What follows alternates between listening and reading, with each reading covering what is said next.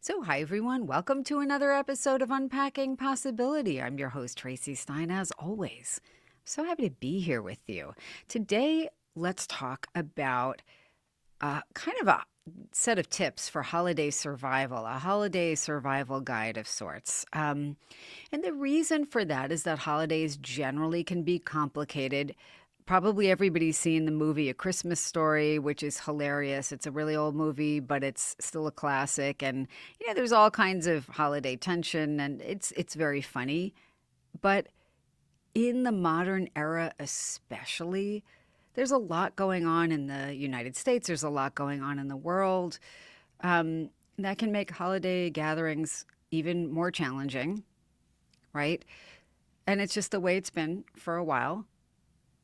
But even before that, I think at any point in history, we would say that there's always been a lot of pressure to do holidays a certain way or with certain people, and to kind of feel like you have to suck it up no matter how things go down.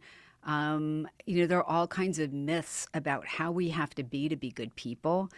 I know that the majority of people who listen to this podcast, because I've heard from a lot of you, either literal conversations or emails or comments on episodes, but I know that you tend to be a pretty conscientious bunch. You want to be good people and you work hard to live a good life that you can feel good about. And most of the people who listen to this podcast not only want to feel, do, and live better overall, which is the motto, but you want harmony and you want to be as thoughtful as possible.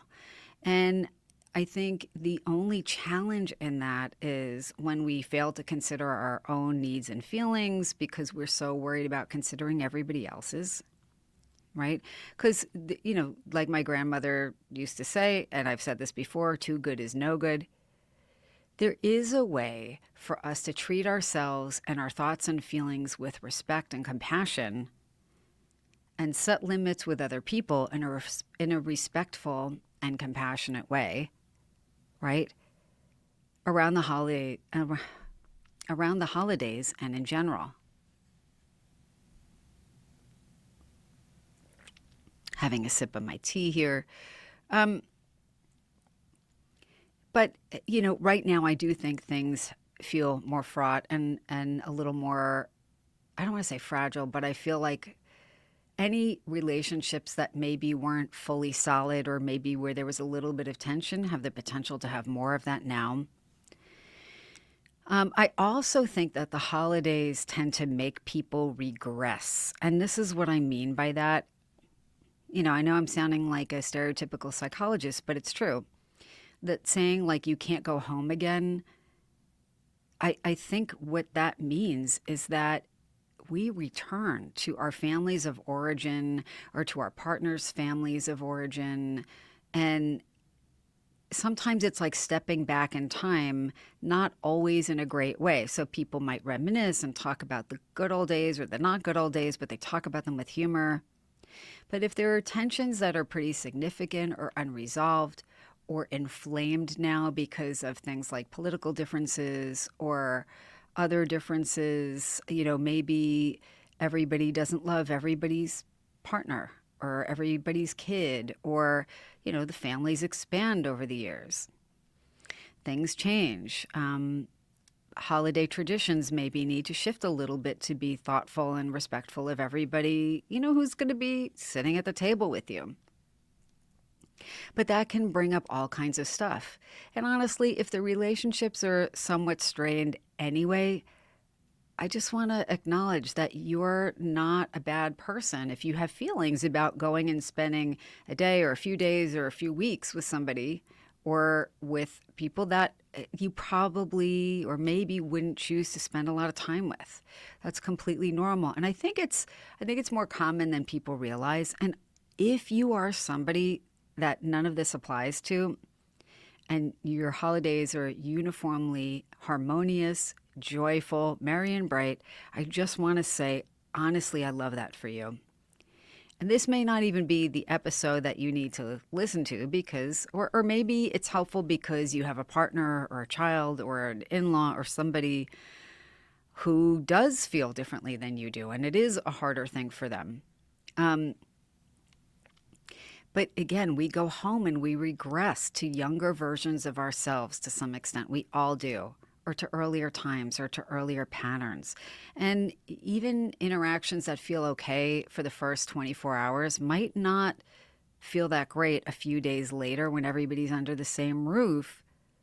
But now the children are adults and they've gone on and formed their own families, or they have formed their own versions of traditions, or they have different opinions than they did when they were kind of just, kids and kind of sponge like, and, thought what their parents thought and did what their parents thought was the right way to do things. So I want to honor it again for people who are struggling, or anticipating struggling. There's a term in psychology, it's called anticipatory anxiety. It's exactly what it sounds like. It means something's coming up and you might start getting amped up and nervous about it, or stressed about it, or imagining the conversations you're going to have, or something somebody's going to say and getting edgy or whatever. It's a very real phenomenon. But again, what we'll talk about today, I think, can be a good coping tool. So, let's see. A lot of what I'm going to talk about today is really related to planning and creating options for yourself that reduce your own anxiety and increase your own feeling of agency and empowerment. Help you come up with a way to respectfully decide how you want to navigate potentially challenging situations. And also kind of, talk about what is the dose that you can handle, right? Whether it's going to be a day or 2 days or 2 weeks.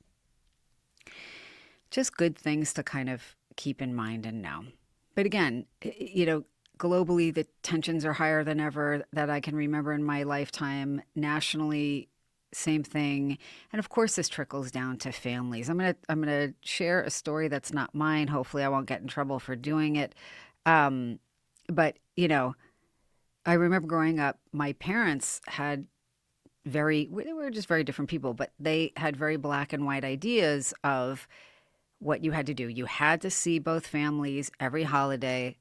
You had to get in the car at the crack of dawn, fight through traffic, go to one place, eat, say hi to everybody, blah, blah, blah, rush to the other house, do the same thing, get in the car, fight traffic home. And honestly, the car rides themselves were really stressful.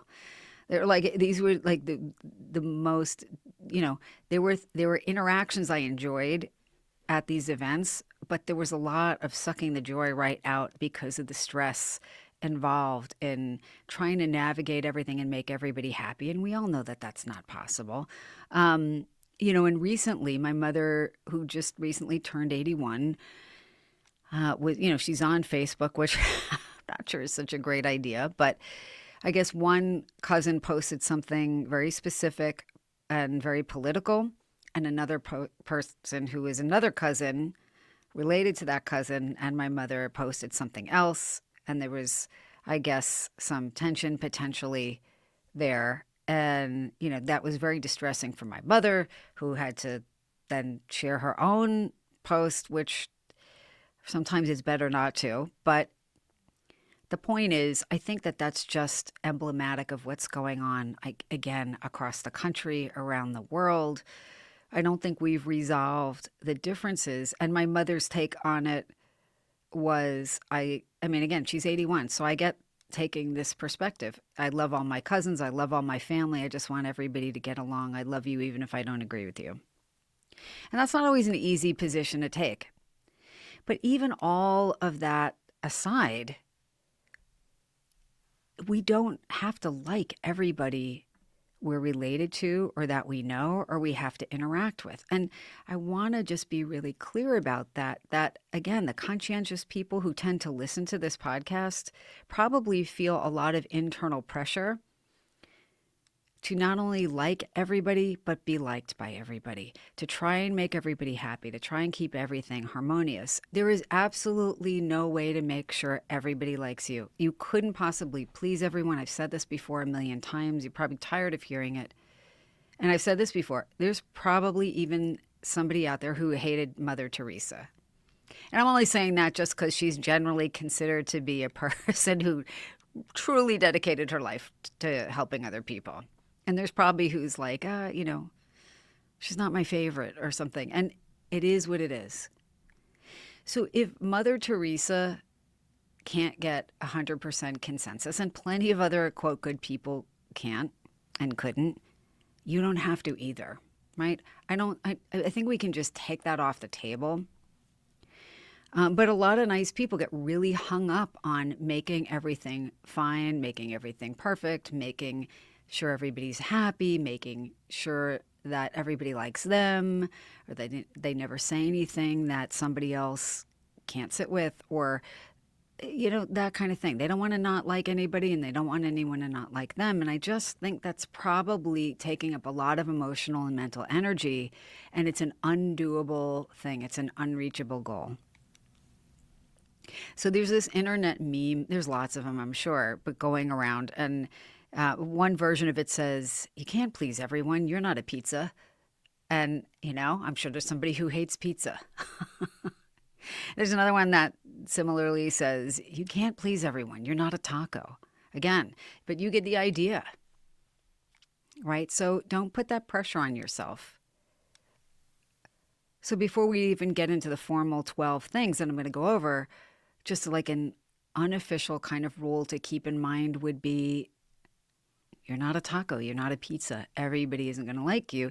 And if you take that off the table, and you also take off the table your need to be liked by everyone, and your need to like everyone in response, and your need to not have negative feelings about somebody who is your parent, sibling, cousin, in-law, whatever, even if everybody else seems to like them, or your neighbor, or your coworker, or whatever. If you take that pressure off the table, just allow yourself to feel how liberating that is. You couldn't make everyone happy even if you wanted to, but you also have to give yourself the grace to not have to like everybody just because you're related to them, or you're related to them by marriage, or they're connected to your friend circle, right? I don't think that's the task. And I want to just say that when we fight our own thoughts and feelings, when we wrestle with them and say, it's not good that I have this feeling, I'm not okay that I don't like this person, or that I'm feeling whatever kind of way, or I wish I could let everything roll off my back, that's like throwing gasoline on the emotional fire of that thought and feeling. It just amplifies it. And I think just saying, this is my truth of the moment. Belle Ruth Naparstak says that in her guided imagery, my emotions are my truth of the moment. And it's 100% true. And if we just say, at this moment, I am feeling that I can't stand this person, or I'm angry that they did this, or I'm dreading that they're going to do that, and breathe, that takes a lot of the wind out of the sails, and it actually puts you in an empowered position, because you're not demonizing yourself for having a response to something that either has happened previously or you're worried is going to happen now. And everybody doesn't have equal resonance. And I've said this before, let that go. But we're going to get into the tips, because this is something you can navigate. And you can navigate difficult situations around the holidays and in general. And also, by the way, if you're somebody who's having harmony, but maybe your partner isn't, or your kid, or somebody else, or your in-law, these tips might even be helpful just to kind of get a sense of what they need to do to self-regulate, because they may not be able to engage in these happy and merry get-togethers like you can. So I have to take a quick break, because you know I do, but when I come back, we'll go over the 12 tips for coping when it's not necessarily the happiest and merriest time of the year for you, the holiday survival guide. So stay tuned. I'll be right back. All right, let's get into the tips and see what you think. See if this resonates with you. So these are not in any particular order, by the way. See if any of them wind up being helpful. But number one, I want you to remember something. This to me is like a fundamental truth. And I felt like I could have had a V8, where they bop themselves on the head in the commercial, in the old commercials. It's like, I could have had a V8. I wish I had realized this before. But number one is that the holidays do not suddenly repair relationships that weren't in great shape before, right? And it's not fair to put that expectation on yourself or anyone else. It's like, oh, yeah. Because even though it seems like whatever you celebrate throughout the year, whether we're talking religious or secular holidays or the religious or secular version of them, or if it's Thanksgiving or whatever, Thanksgiving is actually a few days from when this episode will air. Even if it's lovely, even if people are generally happy to see each other, even if somebody's making an effort, sometimes things go south. Sometimes there's just not a resonance. It's a discordant type of thing. Your personalities don't mesh, or things start out okay and then they're less great. And that just seems to be the rhythm of these get togethers. The holidays won't suddenly repair a relationship or make it something it isn't. And that's okay. It's just what it is. It's not magic. Despite all the, the the hype on TV and social media, it's okay. So number two, if you decide to go to a specific holiday gathering, and maybe you will, maybe you won't, I think it's worth thinking about how you want to be ahead of time. And we'll talk more about this in a bit. But plan for how you would like to be, how you would like to think about yourself and how you move through the day or the week or the weekend or whatever, the dinner, whatever it is, how you want to be and how you want to think of yourself and how you handle the situation after the fact. So how would you like to reflect on it? And I'm saying this because sometimes people are just unintentionally provocative and they don't even get that the things they're doing are aggravating or maybe even offensive. A lot of times I think some people are just kind of obtuse, right? And they just do things their way and they really are just kind of not getting that, oh, this is not helpful. Or that was not a sensitive thing to say. And you guys know there's so much room for interpretation there. But some people do know how they're being and they are trying to be provocative, or maybe that extra cocktail loosened them up enough and they want to give you peace in their mind. Whatever it is, how do you want to be and how do you want to recall yourself after, right? Because you're going to take yourself with you when you leave that situation. You cannot change somebody else. You know that. You can't make them different than they normally are. You can't make them feel differently. You can't make them get where you're coming from necessarily. Like sometimes you can, and we'll talk about that in a moment. Sometimes you can make some headway, but a lot of times you can't. If this person is 35, 45, 55, 65, 75, 85, chances are they are not necessarily going to have a major personality shift for you.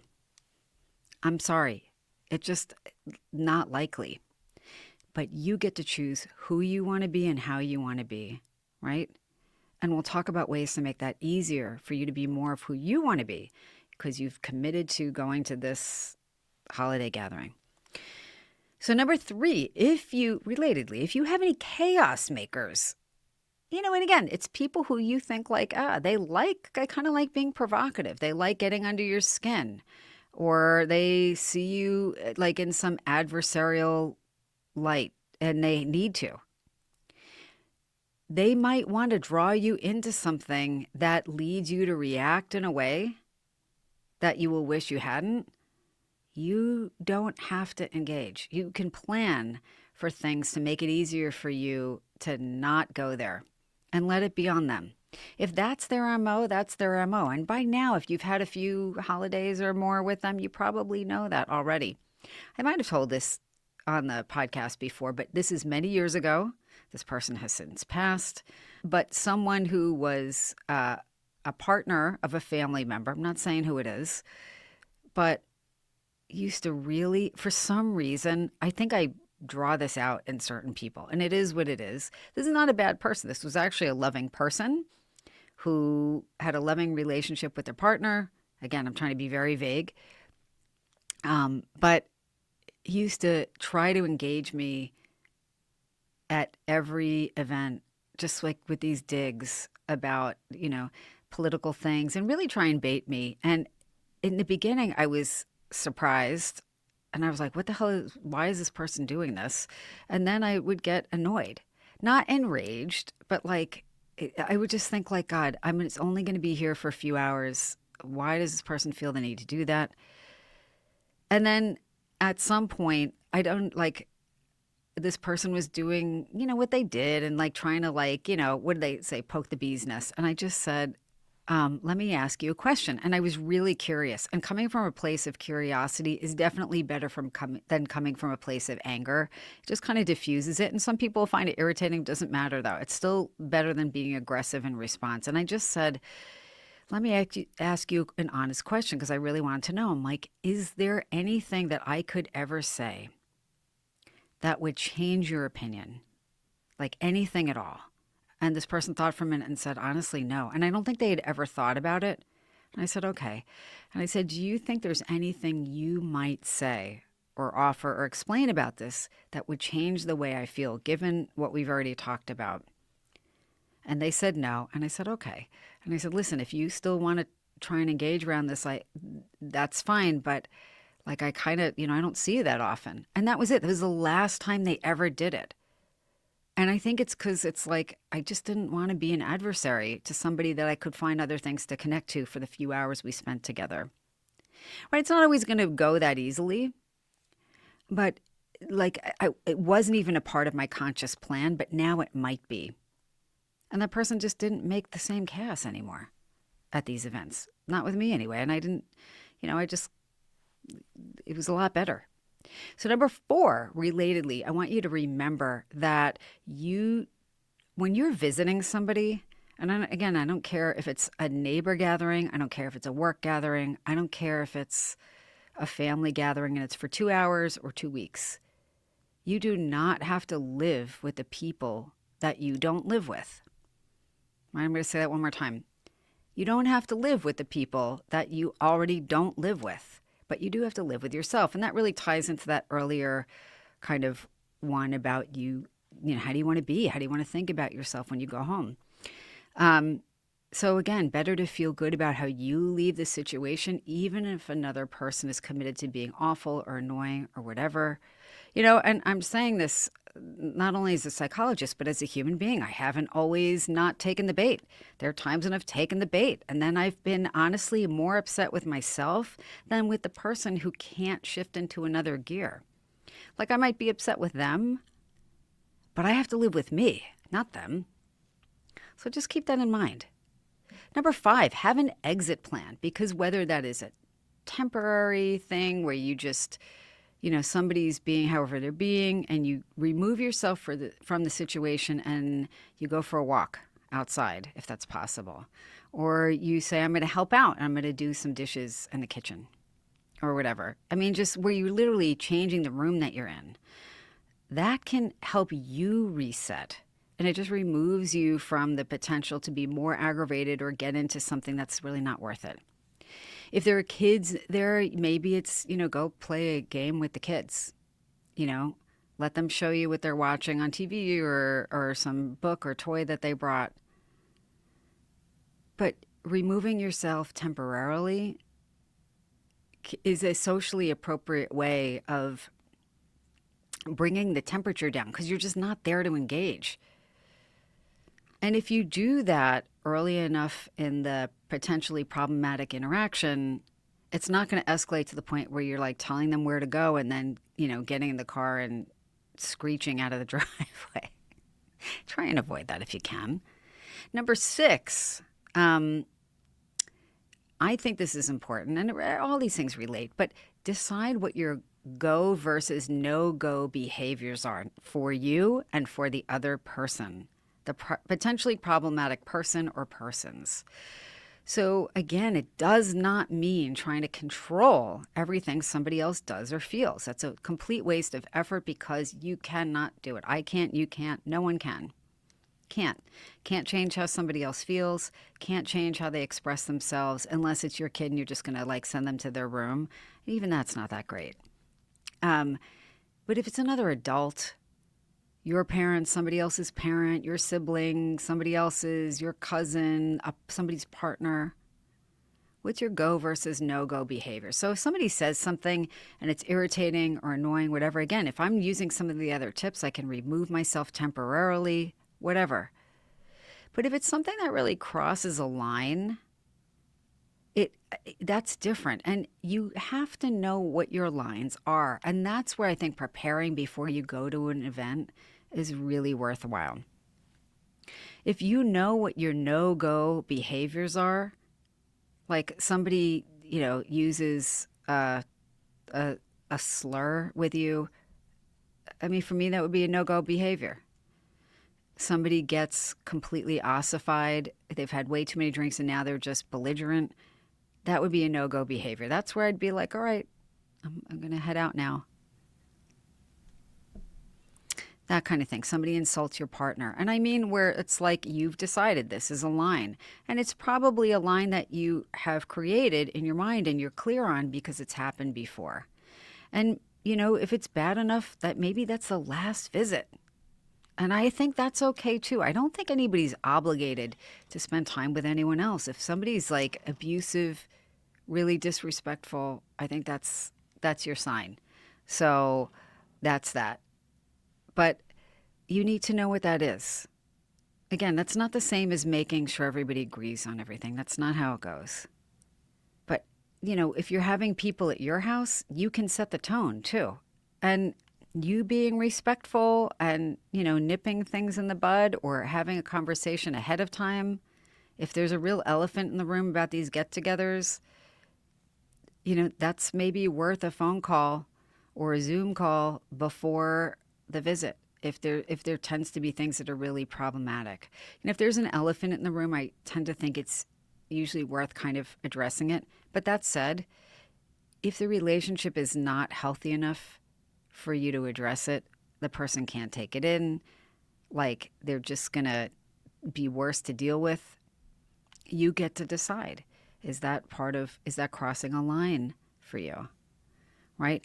Honestly, do you really, maybe that's where you reevaluate whether you're going to spend a holiday with somebody where the relationship is just not healthy enough to begin with, right? But being clear on your own boundaries in your own mind helps you know what you can expect from yourself and other people. And it's something that, if need be, you can communicate, more overtly.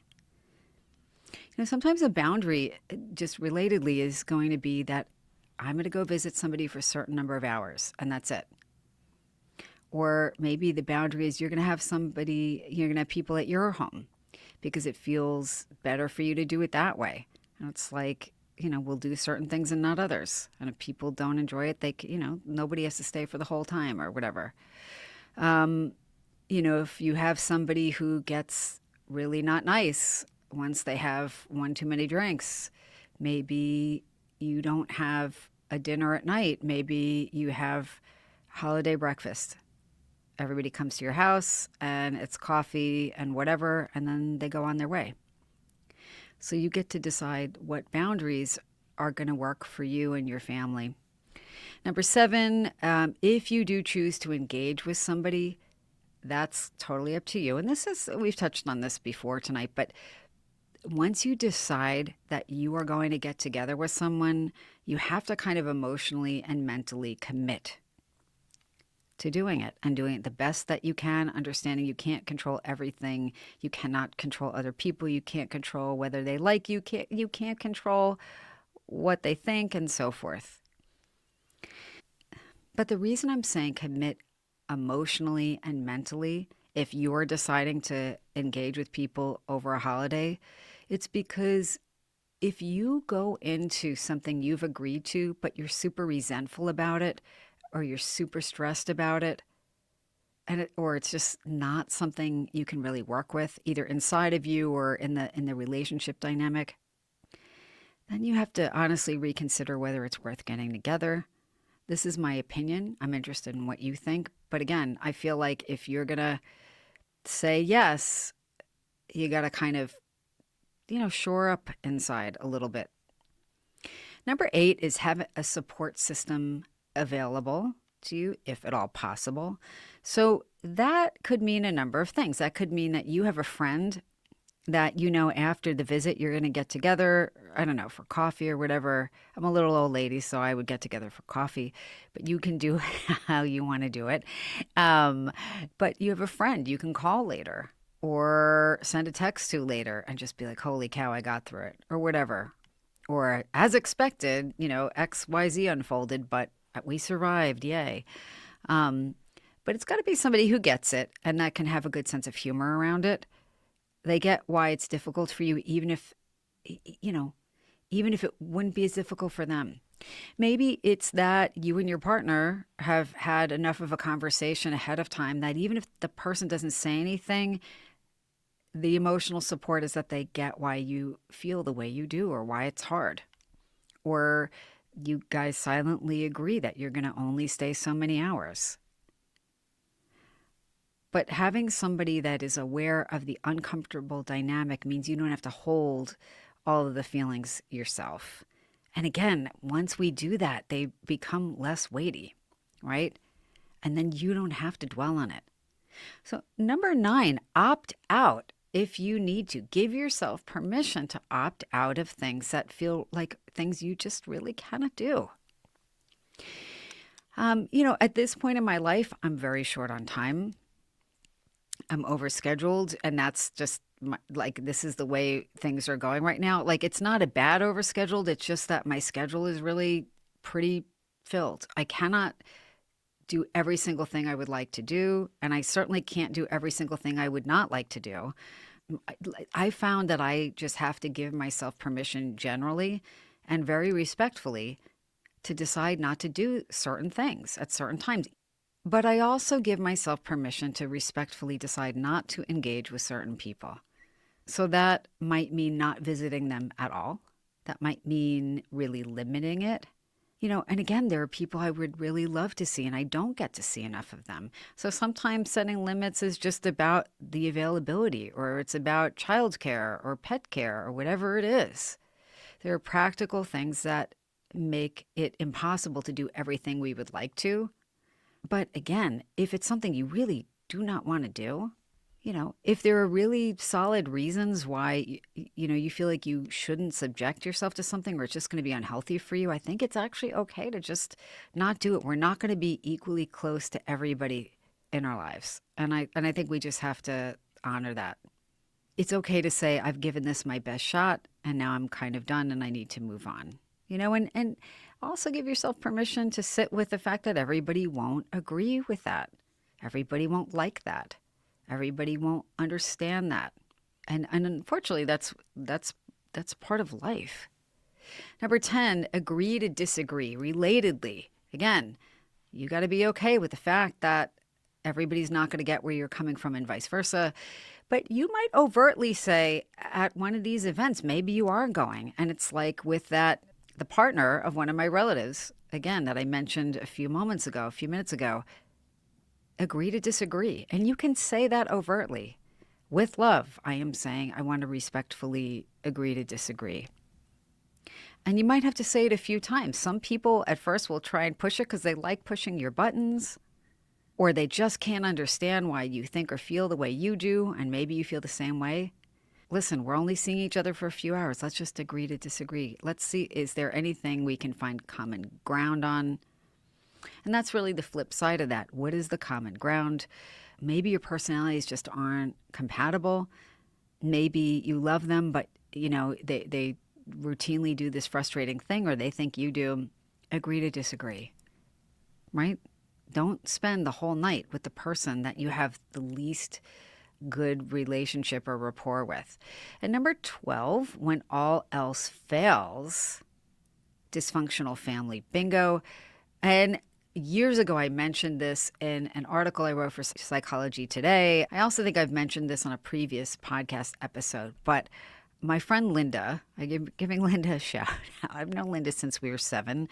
And, she's come up with some hilarious things. Dysfunctional Family Bingo is one of them.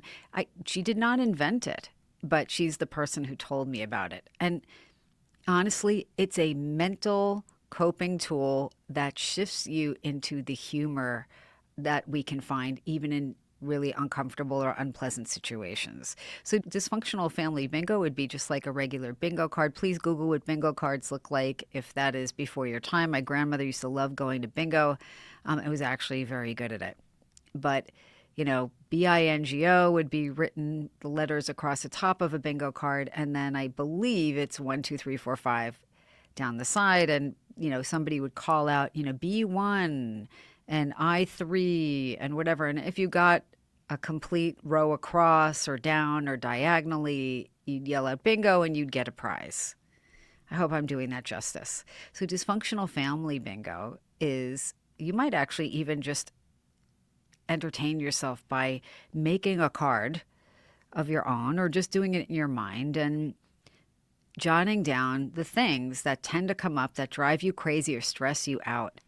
And it might be, I'm making this up, Uncle Fred has his sixth cocktail and starts getting a little too opinionated with everybody. Or, your cousin's partner is going to start eating out of your plate. I'm making that up. I don't know anybody who does that, but I'm sure somebody does. Actually, I think my mother does that with me, and I can't stand it. She knows it, though, so I'm not revealing anything. I don't like when people eat out of my plate. Are you going to eat that? Are you going to finish that? Could be that so and so is going to start talking about politics, specific aspect of politics that's going to push your buttons. Or it's going to be that so and so is going to make a backhanded compliment about your hair or whatever, and about your hair looking bad in the humidity or whatever it is. I don't have great humidity hair. But the point is, you put all those things on the card, and mentally, every time somebody does that thing that drives you crazy, you imagine putting a little marker on there. And when you hit enough of them, you imagine getting a straight line across, and you imagine yelling out bingo. Don't yell it out loud. But having a friend you can call and be like, "What's on your card?" It injects humor into the situation, and it diffuses a lot of the negativity. Now, for some reason, I may have miscounted here. Oh, I think that was number 11 and not 12. That's right. So, dysfunctional family bingo is actually number 11. Number 12, last one on the list. And I said this before. What's the common ground that you can find? And it might be that you decide you want to celebrate another family member or another friend who's there. You talk about the things that you have in common. It might be something as benign as loving a dish that somebody makes every year. Maybe it's not loving a dish that somebody makes every year, but laughing about it, right? Maybe you both like a similar type of music. Try and find common ground in generally and with specific people in this era. And I think I said this earlier tonight, so forgive me, right? You gotta give me a little grace here if I said it before tonight, please. It's the holidays. But it's more important than ever that we try to allow ourselves to find common ground, even if it's just in the short term, even if it's over something very simple and small and mundane, doesn't matter, right? My mother and her two cousins who are duking it out on Facebook could probably come up with a common memory of a fun time they had together as children. They actually could. They actually do love each other. That I know. Or, a family recipe and who made it the best and so forth. So it doesn't have to be a big deal. So I think that this list basically, they're all tips that basically the common theme here is that they allow us to step into the driver's seat of our lives, to feel like we have some sense of control, that we let go of control over stuff that we can't control, have the feelings and thoughts that we truly have without judging ourselves or suffering over it, just having compassion and breathing through them so that they don't take over our lives, right? But I hope that this enables you to find compassion for yourself and others, to love yourself enough to make decisions that feel like they honor you. You deserve it. And I hope that you do find joy at this time of year and always.